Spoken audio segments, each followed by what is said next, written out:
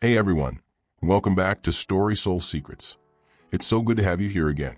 Before we dive into today's story, I want to ask you something. Where are you watching from right now? Are you curled up on your couch with a cup of tea? Are you on your way home from work? Maybe listening on your phone? Or maybe you're watching this late at night when the world is quiet. Whatever you're doing, take a moment to drop it in the comments below. I love seeing how our StorySoul Secrets family connects from all around the world. Speech balloon sparkles. Clapperboard, let's begin. From shadows to sunshine. Life has a way of pulling us down into shadows. Sometimes, no matter how hard we try, the weight of loneliness, pain, or disappointment feels unbearable. This is the story of one such moment. A time when despair had almost won. But just when it seemed like the light was gone forever, an unexpected presence, a stranger, with no name, no ties, and no reason to care, stepped in. And everything changed. This is the journey of how one mysterious encounter transformed not just a single life, but an entire community. A story of resilience, kindness, and the healing power of hope. Life rarely collapses in an instant. More often, it crumbles little by little. A sharp edge here, a fracture there. Until one day you wake up and realize you're surrounded by ruins you don't remember building. For Elena, 32 years old and hidden in the small rhythms of an ordinary town, life had been crumbling for a very long time. Her days were predictable, almost mechanical. She worked at Willow Ink, a quaint bookstore tucked between a laundromat and a flower shop. Every morning she unlocked the doors at 9 sharp, turned the close sign to open, and filled the air with the faint hum of classical music. Customers trickled in and out. Retirees searching for large print novels, students scanning for textbooks, parents buying picture books for restless toddlers. On the surface, Elena's life looked peaceful, familiar, safe. But peace is not always the absence of chaos. Sometimes it's just the absence of life. When she went home each evening, the silence pressed on her chest like a weight. She would set her bag down, kick off her shoes, and sink into the couch. No one greeted her. No one asked how her day had gone. The only sound was the hum of the refrigerator and the occasional creak of the old wooden floorboards. She told herself she was used to it, that she liked solitude. But the truth was more complicated. Loneliness had become such a constant companion that she could no longer tell where it ended and she began. The shadows in Elena's life weren't born in adulthood. They had been following her since she was a child. When she was 15, her mother, a woman of endless energy and laughter, lost her battle with cancer. The house that had once been filled with music and warmth turned silent overnight. Her father tried in the beginning. He cooked dinners that tasted too salty, drove her to school in awkward silence, and told her, "We'll be okay, Lena." But grief is a heavy thing, and he was not strong enough to carry it. By the time Elena turned 17, he had turned to drinking. By 21, he was gone completely. A note left behind that said only, "I'm sorry. I can't do this anymore." So Elena learned to survive on her own. She put herself through school, got jobs, paid bills, and built walls around her heart so high that even she sometimes forgot there was something behind them. People in town thought of her as the sweet girl at the bookstore. Helpful, polite, always with a smile. They didn't see the hours she spent lying awake at night, staring at the ceiling, wondering if her life would always feel like waiting for something that never came. It was late autumn when everything began to shift. That Tuesday evening had been like any other. The soft patter of rain outside. The shop quiet except for the rustle of pages and the occasional bell at the counter. Elena was shelving returns in the fiction section, sliding paperbacks neatly into their places when the door creaked open. At first, she didn't look up. Customers came and went without fanfare. But then she heard footsteps, slow, deliberate, not the hurried shuffle of someone running in from the rain. When she glanced up, she saw him, a man tall and lean, his coat damp and frayed at the edges. His hair was streaked with gray, though his face suggested he was not yet old, and rainwater clung to him in droplets. He carried no umbrella, no bag, nothing but the weight of his own presence. What struck Elena most was the way he looked at the store. Not at the books, not at the shelves, but at the space itself, as if the bookstore were something sacred, a church he had stumbled into after wandering a long, lonely road. Elena smoothed her palms against her jeans and walked to the counter. "Can I help you find something?" she asked, her voice gentle, professional. The man's eyes met hers. They were unusual, sharp but weary, like storm clouds that had seen too many tempests. For a long moment he said nothing. Then, finally, "I'm not sure. Maybe you can." It was such an odd response that Elena blinked. Customers usually ask for mystery novels, travel guides, cookbooks. But this man seemed less interested in pages than in something else. He wandered the aisles slowly, barely glancing at the spines. Every so often, Elena caught him watching her, though never in a way that felt threatening. More like he was trying to read her. Finally, he returned to the counter. "Do you believe," he asked suddenly, his voice low but steady, "that books can save people?" The question hung in the air between them. Elena's instinct was to give a polite laugh, to brush it off. But the earnestness in his face stopped her. She thought of the nights she had clutched novels like lifelines, searching their pages for proof that someone somewhere understood what it felt like to be broken. "Yes," she said softly. "Sometimes they can remind us we're not alone. They can give us words when we can't find our own." The man studied her, his gaze heavy, as though he were testing not her answer but her soul. Then slowly he smiled. Not wide, not bright, but a flicker, like a match struck in the dark. "That's what I thought," he murmured. And then, without another word, he turned and walked out into. Elena stood frozen, the silence of the shop suddenly deafening. She replayed the exchange in her head again and again. "Do you believe books can save people?" The rain outside continued to fall, washing the streets clean. But inside, Elena felt something stir. It wasn't joy, not yet, not even hope, just a faint tremor in the walls she had built around herself, a whisper of something she couldn't quite name. She didn't know it yet, but the man who had walked into her shop that night was not just another customer. He was the beginning of a story, one that would take her from the deepest shadows of her past into a light she hadn't believed possible. The bookstore had seen countless faces over the years. Hurried shoppers, dreamy-eyed teenagers, retired couples looking for crossword puzzle books. Most of them blurred together in Elena's memory. She remembered smiles, polite conversations, even the occasional difficult customer.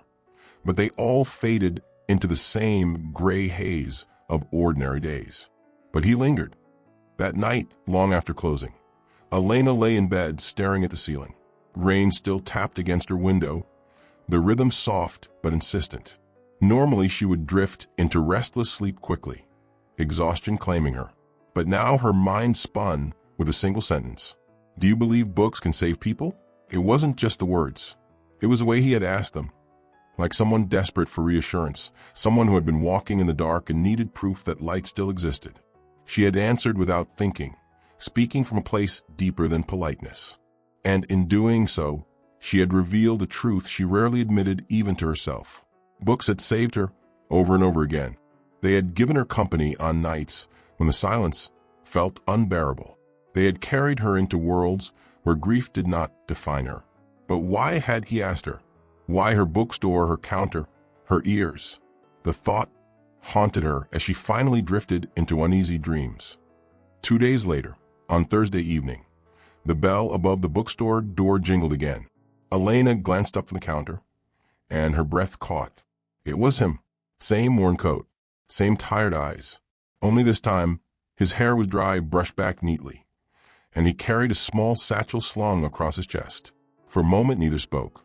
Customers bustled quietly through the aisles, the smell of old paper and coffee drifting through the air. Finally, Elena broke the silence. "Back again?" The man's lips curved into that same faint, flickering smile. "I thought I'd see if you had anything worth saving me." Her heart stumbled. Was he joking? Half joking? She couldn't tell. His words carried a strange mix of weight and lightness, like someone testing how much truth they could afford to reveal. "Plenty of books," she said carefully. "Depends on what you need saving from." He tilted his head, considering her. Then he wandered toward the shelves without answering. Over the next hour, Elena noticed something peculiar. He picked up books, poetry, philosophy, fiction, but never kept them for long. He flipped through a few pages, frowned, and set them down.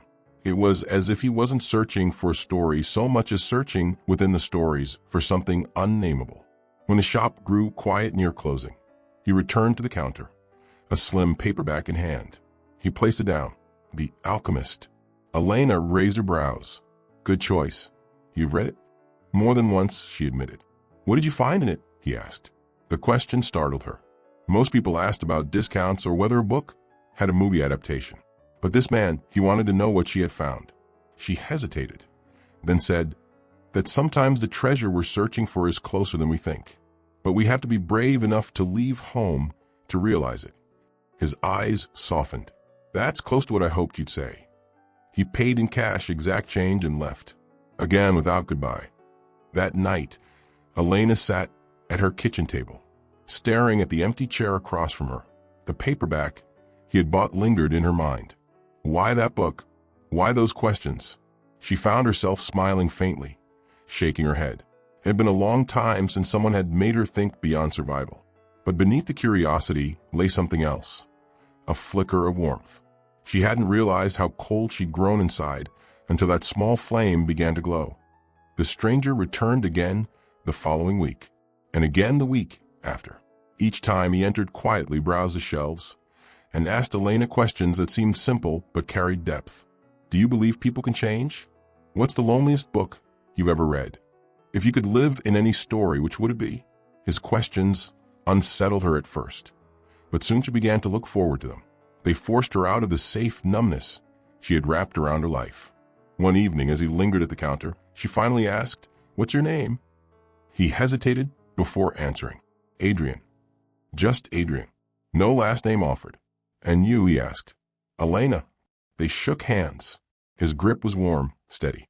Something about saying their names aloud made the air between them shift, like a door had opened. Their conversations grew longer. Sometimes Adrian would leave a small coffee on the counter for her when he arrived, claiming the cafe next door made it too bitter for his taste. Other times, he would stay after closing to help her carry heavy boxes to the back room. He never asked for anything in return, and slowly, Elena noticed changes within herself. She laughed more. She caught herself humming while organizing shelves. The grayness of her days didn't vanish, but streaks of color began to seep in. One night, as they locked up together, Adrian paused under the awning, rain falling softly around them. You said books saved you once, he said quietly. What about people? Elena froze. The truth tangled in her throat. People had broken her more often than saved her. They had left, abandoned, disappointed. Trusting people had always ended in loss. I don't know, she whispered finally. Adrian nodded slowly, as if he understood too well. Maybe it's time to find out. And with that, he walked into the rain, leaving Elena standing at the doorway, her heart pounding with questions she had buried for years. Adrian was still a stranger. She didn't know where he lived, what he did, or why he carried sadness like a second skin. But she knew this. Since the night he first asked her if books could save people, something in her had begun to shift.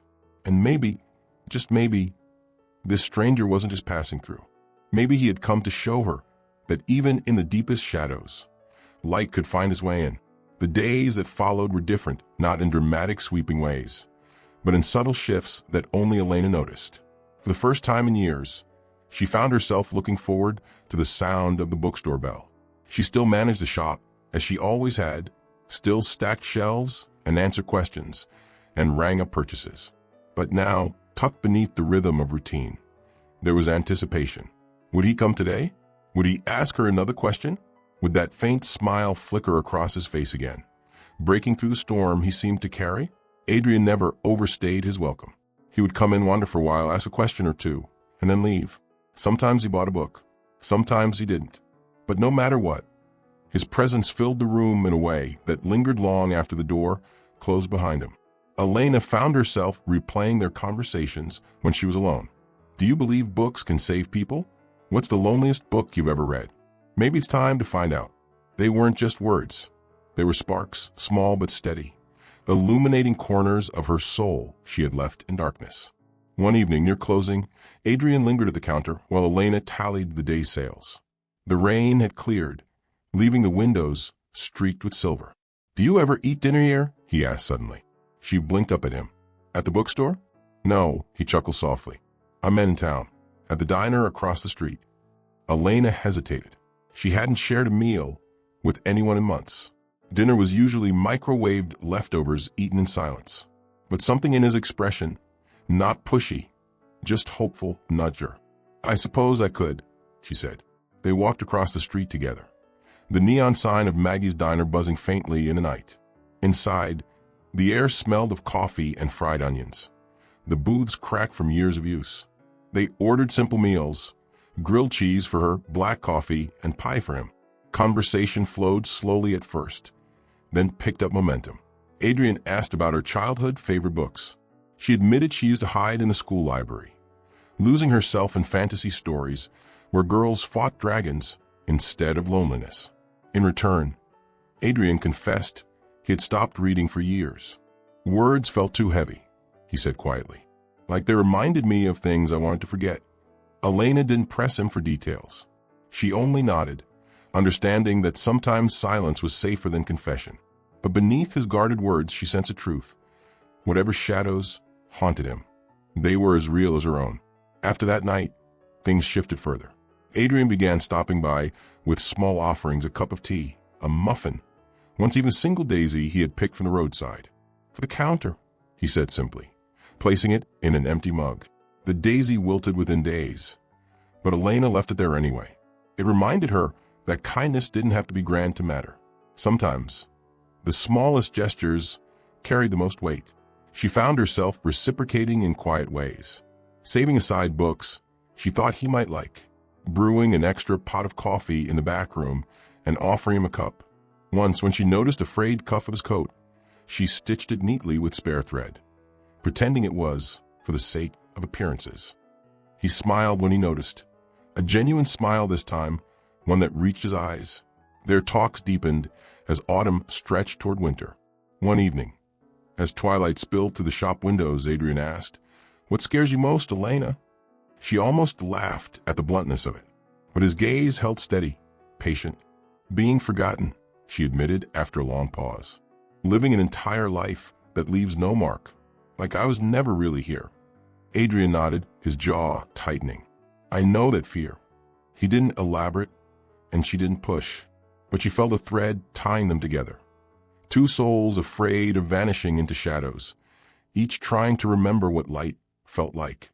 The changes in Elena were small but undeniable. She smiled more at customers. She started keeping the bookstore open later, letting high school kids gather at the back tables to study. She even signed up for a local book club, something she never would have considered before Adrian's questions began stirring her heart awake. One afternoon, as she helped a young boy pick out his first chapter book, she realized something startling. She felt alive, not entirely healed, not free of her past, but alive in a way she hadn't felt in years. And at the center of it all was Adrian, the stranger who had walked into her store with rain dripping from his coat and questions heavy on his tongue. But for every spark of light he gave her, Elena noticed that Adrian's own shadows lingered. Sometimes when he thought she wasn't watching, his face would harden, eyes distant, jaw clenched, as though remembering something painful. Once, she caught him tracing the edge of a scar on his wrist absent-mindedly. Another time, when a customer raised their voice in irritation, Adrian flinched so sharply it was as if he had been struck. He carried secrets. That much was clear. But Elena knew better than anyone that pressing for answers before someone was ready could break fragile trust. So she waited and hoped that when the time was right, he would let her in. One late night, as Elena closed the store alone, she found herself staring at the daisy in the mug, now dried and brittle. She thought of Adrian's questions, his small gestures, his haunted silences, and she realized something she hadn't dared admit before. For the first time in years, she wasn't just surviving, she was beginning to feel. The shadows hadn't disappeared, but through Adrian's quiet presence, little sparks of light had begun to break through. And those sparks, fragile as they were enough to remind her of something she had long forgotten, that hope could return, even when you least expected it. The warmth of early winter crept slowly into Elena's days. The bookstore had become more than a place of work. It felt like a cocoon, holding her fragile, growing sense of hope. But even cocoons have cracks, and shadows find their way in when you least expect them. It was during one of those quiet evenings, when only the hum of the heater and the smell of old pages filled the air, that the past came calling. Elena had been dusting shelves when her fingers brushed against a worn spine.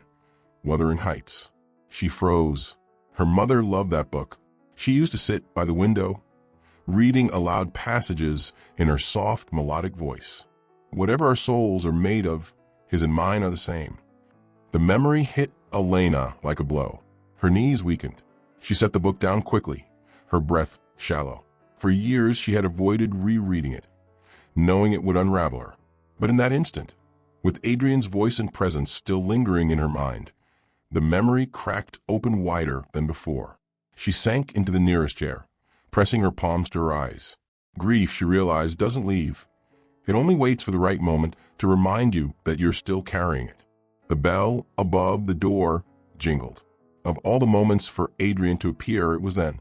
He stepped inside, brushing the chill from his coat, and immediately noticed her posture. Shoulders hunched, face pale. Elena? His voice was careful, cautious. She looked up, forcing a shaky smile. Just old ghosts. Adrian's eyes softened. He didn't press, didn't ask. Instead, he sat down across from her, folding his hands on the table. Sometimes ghosts don't leave until you tell their story, he said quietly. The words struck something in her chest, and for the first time, she let the dam crack. My mom died when I was 15, Elena whispered. The words scraped her throat, brittle from years of silence. She was everything, warm, strong, the kind of person who lit up a room just by being in it. And then cancer came, and within months she was gone. The house felt empty in ways I can't even explain. Adrian's gaze never wavered, never flickered with pity, only understanding. My dad tried, she continued, her voice trembling, but he broke, little by little.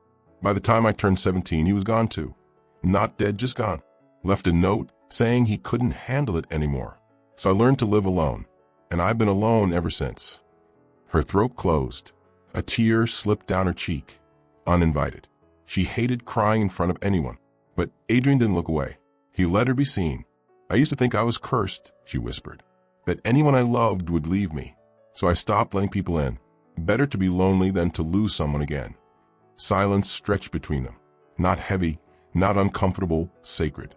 Finally, Adrian said, "You weren't cursed. You were abandoned by circumstances you didn't choose. That's not the same."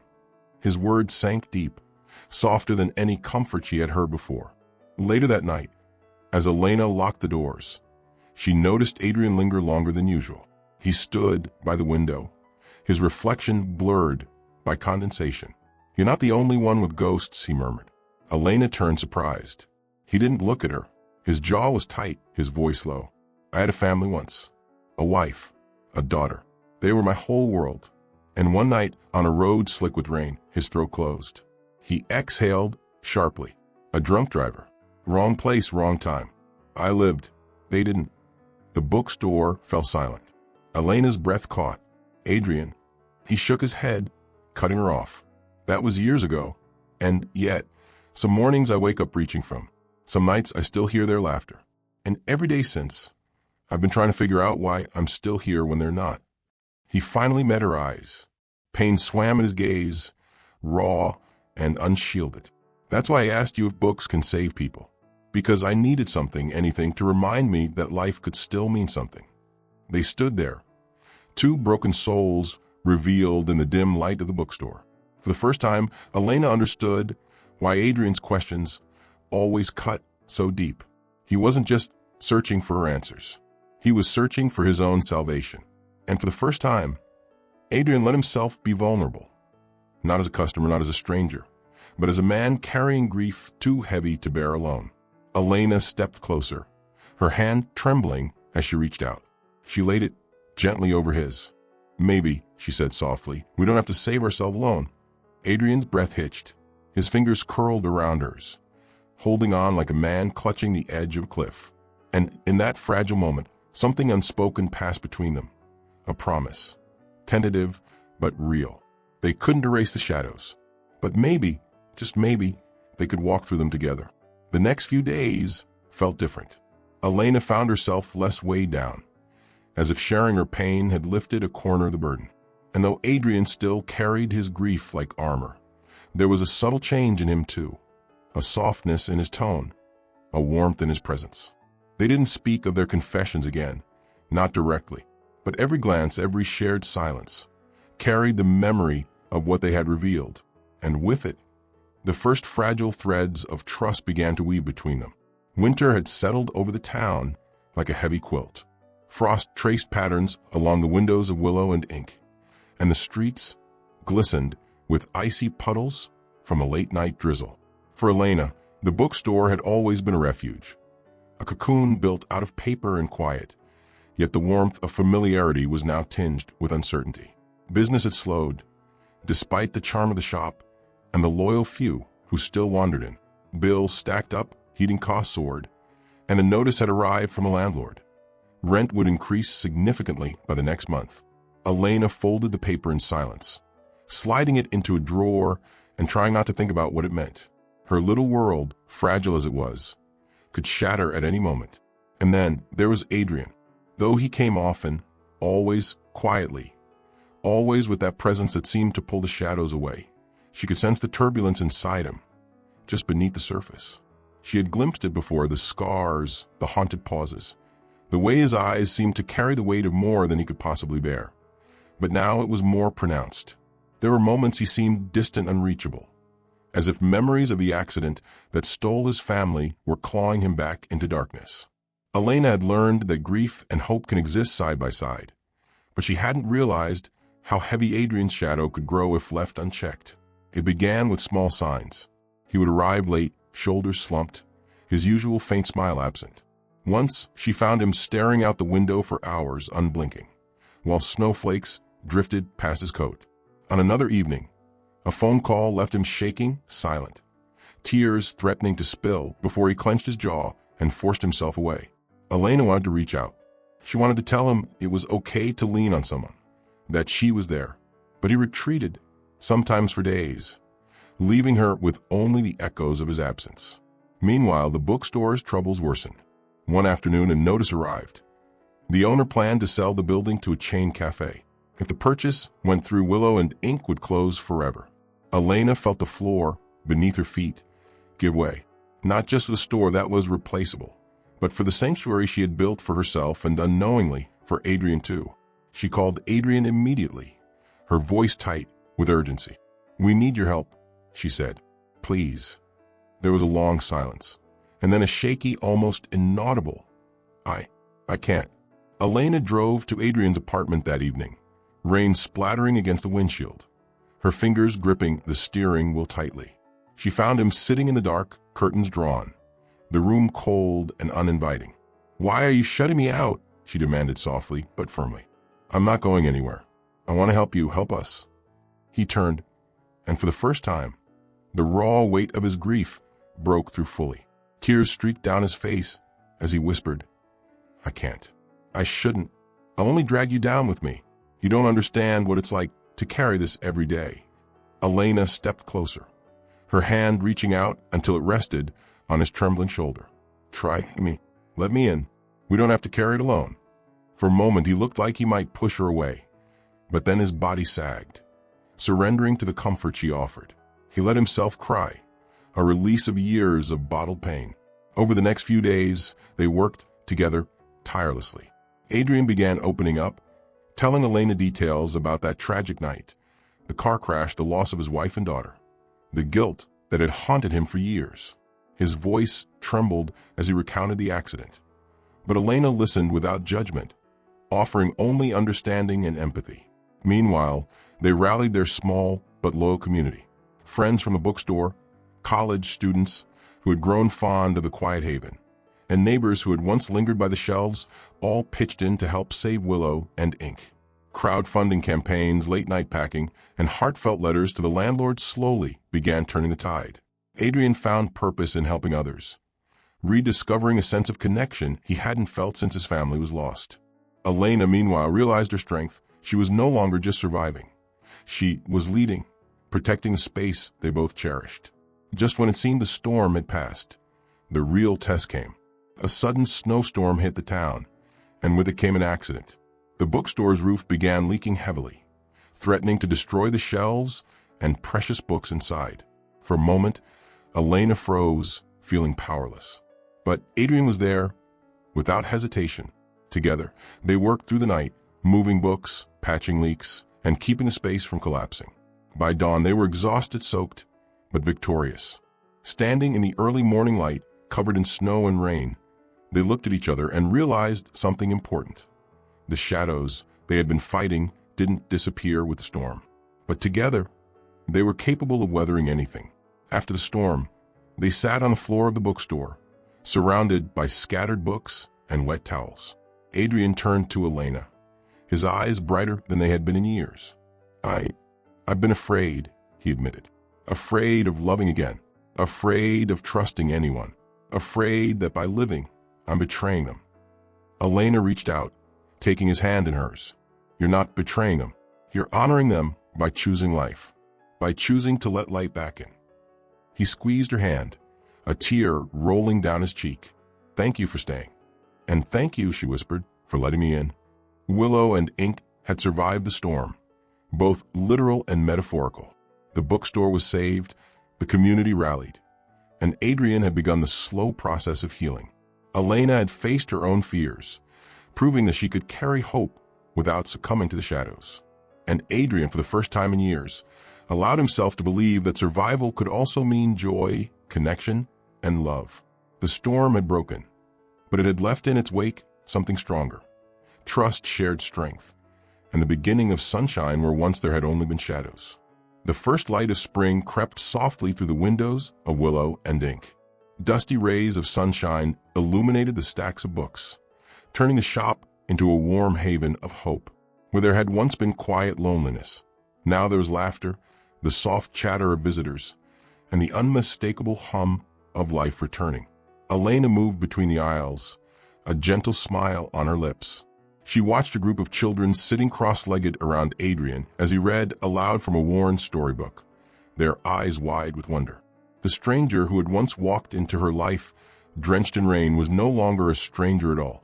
He was part of the story, their story, and a living proof that even the heaviest shadows can give way to sunshine. The journey to this moment had been long and steep.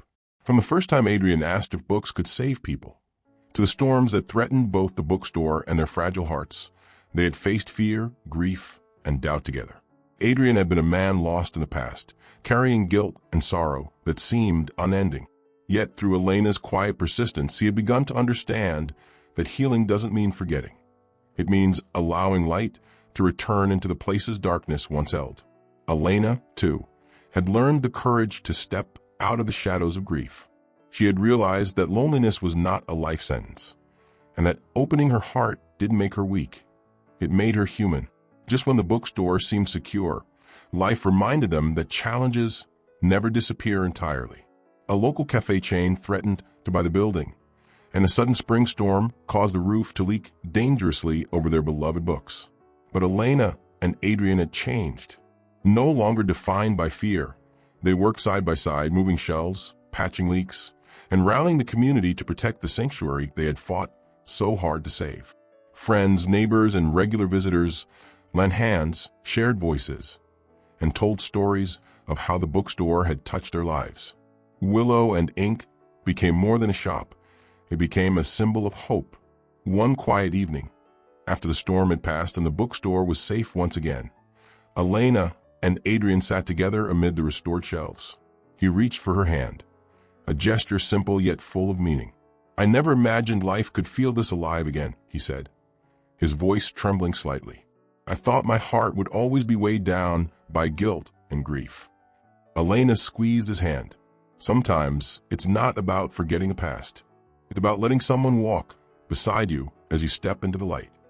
In that moment, the sun streamed through the windows, highlighting the dust motes dancing in the air. A quiet reminder that light always finds a way, even after the darkest night. And this, dear friends, is the heart of the story. Life will bring shadows. Loss, loneliness, fear. These are inevitable. But light can always find its way in. Elena and Adrian's journey reminds us that healing takes courage. Allow yourself to feel, to face the pain, and to take the first steps toward hope. Connection is life-giving. Trust someone enough to let them in. You don't have to walk through your darkness alone. Small sparks change everything. Kind words, acts of kindness, and simple gestures of love create ripples of light that can transform not just your life, but the lives of those around you. As the story of Elena and Adrian comes to a close, imagine yourself here too, standing in the warmth of the bookstore, surrounded by voices, stories, and light. Picture that stranger who walked into your life when you least expected it, showing you that hope exists even in the bleakest of times. This is what StorySoul Secrets is all about. Sharing stories that touch the heart, spark reflection, and remind us all of the beauty and resilience of the human spirit. Dear viewers, take a moment to reflect on what Elena and Adrian's journey teaches us. How do you find hope in your own life? Who has been your unexpected spark of light? Share in the comments where you are watching from and what this story made you feel. And don't forget to hit the notification bell so you never miss a new video from StorySoul Secrets, where we bring you stories that heal, inspire, and remind us of the light even in the darkest moments. The bookstore remained open, a beacon of warmth in the town. Elena and Adrian continued their quiet but extraordinary work, reading, sharing stories, helping others heal. They had discovered that the darkest shadows do not last forever. Sometimes hope arrives quietly, in small gestures, in unexpected companions, or in the courage to face another day. And when it does, life can blossom again, brighter and more beautiful than ever before. Remember, dear viewers, light always finds a way. Shadows are part of the journey, but they do not define the destination.